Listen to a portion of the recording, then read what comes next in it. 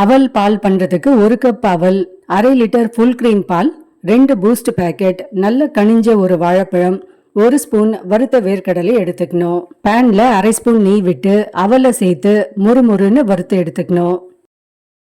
அவல் கருகாம பார்த்துக்கணும். அதே சமயத்துல அவலை உடைச்சு பார்த்தோன்னா நல்ல முழுக்குன்னு உடையணும். இந்த அவல் பால் காலை உணவு, ஈவினிங் ஸ்நாக்ஸுக்கு ரொம்பவே உகந்தது. எல்லா வயது பீப்புளும் தாராளமா சாப்பிடலாம். அவல் ரெடி ஆயிடுச்சு. அடுத்து இப்போ மிக்ஸி ஜார்ல பால், 2 ஸ்பூன் சர்க்கரை, 2 பேக்கெட் பூஸ்டர் சேர்த்து நல்லா அடிச்சு எடுத்துக்கணும். வாழைப்பழம் நல்லா கனிஞ்சு இருக்கணும். ஏதாவது ஒரு வாழைப்பழம் எடுத்துக்கலாம். இன்னைக்கு நான் நேந்திரம் பழம் வச்சு தான் பண்ண போறேன்.